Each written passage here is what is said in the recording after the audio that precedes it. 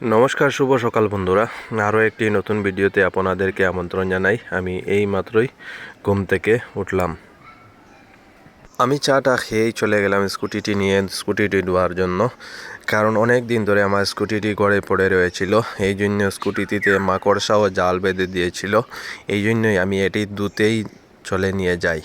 Scooty ধোয়া শেষ করে আমি ঘরে ফিরে আসি এবং ঘরে ফিরে এসেই আমি রেডি হয়ে যাই। আমার একজন আত্মীয় আজ উনি ওনার পুকুরটি শুকাচ্ছেন, তাই আমাকে বলেছিলেন যে যাওয়ার জন্যই উনি আমাকে কতগুলা মাছ দেবেন। এই জন্যই আমি ওনার উদ্দেশ্যেই রওনা হয়ে গেলাম।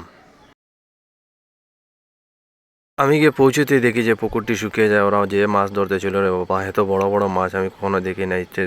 2-4 কেজি 5 কেজি করে এক একটা বাউ ওরা নিয়ে উঠতেছিল, যা আমার ক্যামেরার দৃশ্য করতেছিলাম। এরপরে দেখেন ভাই কিভাবে বাউ দৌড়াচ্ছে দিকে জলের মধ্যে। বা আমার দেখতে অনেক সুন্দর লাগেছিল এই বাউগুলা।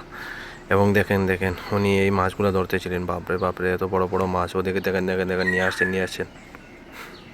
দেখেন ভাই এত ছোটো মাছ আমি কখনোই দেখি না। এত ছোটো মাছ এরা মাথা বাইয়ে কম জলের মধ্যে ঘুরতেছিল। এরপর আমি ওখান থেকে কয়েকটি মাছ নেই, 2টা বড় মাছ এবং কয়েকটি ছোটো মাছ নিয়েই আমি বাড়ির উদ্দেশ্যে রওনা হয়ে যাই।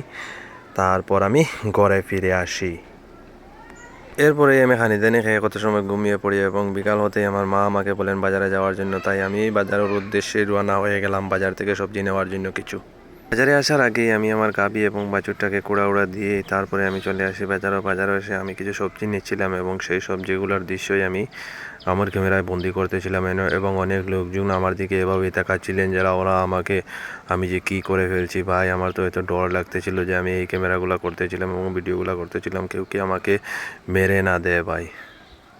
আমার ওখানে হয়ে যায় অনেক রাত, তাই আমার বাড়ির উদ্দেশ্যে আমি রওনা হয়ে গেলাম। পথে আস্তে আমি দেখি পথের ধারে কাছে অনেকগুলো পুজোর প্যান্ডেল তৈরি করেছিলেন ওরা। কষ্ট করে ভিডিওটি দেখার জন্য অশেষ ধন্যবাদ। লগ পাচ্ছি নতুন আরও একটি ভিডিওতে অতি শীঘ্রই। আসসালামু আলাইকুম ওয়া রাহমাতুল্লাহি ওয়া বারাকাতুহু।